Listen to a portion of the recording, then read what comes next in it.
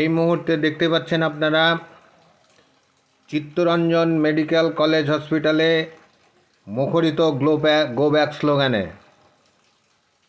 স্বর্ণকমল সাহা মহাশয়কে go back জানাচ্ছেন ছাত্ররা। কোনো মতে সন্দীপ ঘোষ মহাশয়কে এখানে অধ্যক্ষ হিসাবে তারা দেখতে চান না। যে মানুষটি আরজি কর কাণ্ডে তার ভুরি ভুরি অভিযোগ, দুর্নীতিতে যুক্ত এবং নানান দোষে দুষ্ট, সেই মানুষটিকে কি করে কর্তৃপক্ষ আবার নতুন করে অধ্যক্ষ হিসাবে সিএনএমসি এখানে অধ্যক্ষ হিসাবে নিয়োগ করতে চাইছে, ছাত্ররা বুঝে উঠতে পারছে না, প্রশ্নচিহ্নের মুখে দাঁড়িয়ে গিয়েছে। এমতো অবস্থায় মুখরিত হয়ে উঠেছে সিএমসি কলেজের ছাত্রদের মুখরিত স্লোগান। গো ব্যাক স্লোগানের মধ্য দিয়ে দুর্বার উত্তপ্ত হয়ে উঠেছে গোটা চত্বর।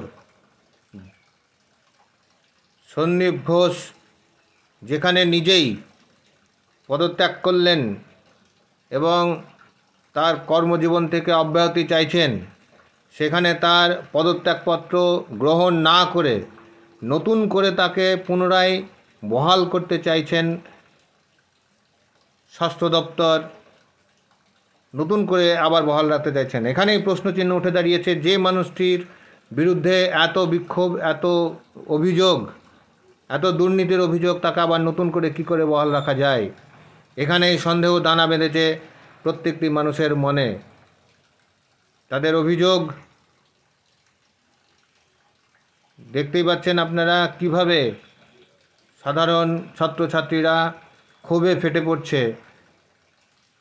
কি করে আবার নতুন করে তাকে নিয়োগ দেওয়া যায় তার পদত্যাগপত্র গ্রহণ না করেও?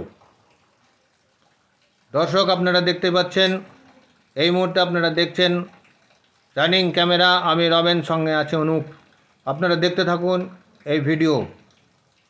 অবশ্যই রিকোয়েস্ট করব আপনাদেরকে আমাদের চ্যানেলকে সাবস্ক্রাইব করার জন্য, শেয়ার করার জন্য এবং লাইক করার জন্য। আর আপনাদের মূল্যবান মতামত আমাদের চ্যানেলের মাধ্যমে অবশ্যই জানাতে ভুলবেন না। ডক্টর সন্দীপ ঘোষ নিজে পদত্যাগ করছেন, অথচ আবার নতুন করে তাকে বহাল রাখার চেষ্টা চলছে। ধন্যবাদ। সুস্থ থাকবেন, ভালো থাকবেন এবং অবশ্যই সাবধানে থাকবেন। নমস্কার।